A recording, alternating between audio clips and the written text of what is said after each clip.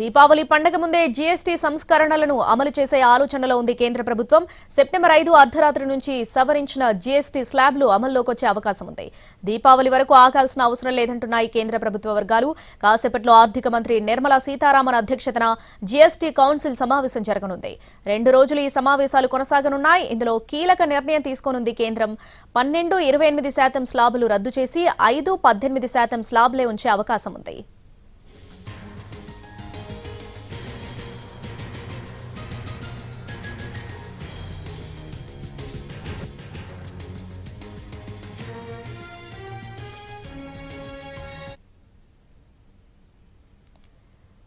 Right, ఇక దీనికి సంబంధించి పూర్తి అప్డేట్స్ మా ప్రతినిధి రాజు లైవ్ లో అందిస్తారు. రాజు, ఈ జీఎస్టీ కౌన్సిల్ సమావేశంలో స్లాబులకు సంబంధించి ఎటువంటి నిర్ణయం తీసుకునే అవకాశం ఉంది? డీటెయిల్స్ ఏంటి?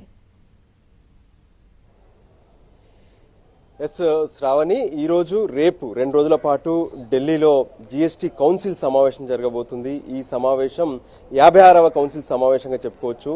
కేంద్ర ఆర్థిక శాఖ మంత్రి నిర్మలా సీతారామన్ అధ్యక్షతన జరిగేటటువంటి ఈ 2 రోజుల జీఎస్టీ కౌన్సిల్ సమావేశం పైన దేశం మొత్తం కూడా ఎంతో ఉత్కంఠగా ఎదురు చూస్తుంది. అంటే ఈ జీఎస్టీ కౌన్సిల్లో ఎటువంటి కీలక నిర్ణయాలు తీసుకోబోతున్నారు? ఎందుకంటే స్వాతంత్ర దినోత్సవం రోజున ఎర్రకోట నుంచి భారత ప్రధాని నరేంద్ర మోడీ ఈసారి దీపావళికి డబుల్ ధమాకా ఉండబోతుందన్నారు. అంటే మామూలుగానే దీపావళి అంటే పటాకుల పండగ ఏ విధంగానైతే ధమాకా ఉంటుంది, కానీ డబుల్ ధమాకా అంటే ఏముండబోతుంది అంటే సామాన్య ప్రజలకు మేలు జరిగేలా జీఎస్టీలో సంస్కరణలు రాబోతున్నాయనే విషయాన్ని ప్రధానమంత్రి స్పష్టం చేశారు.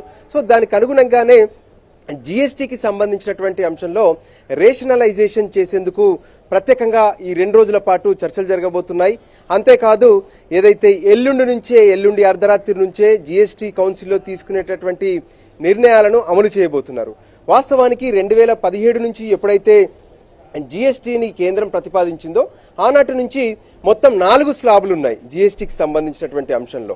5%, 12%, దాంతోపాటు 18%, మరోవైపు 28%. సో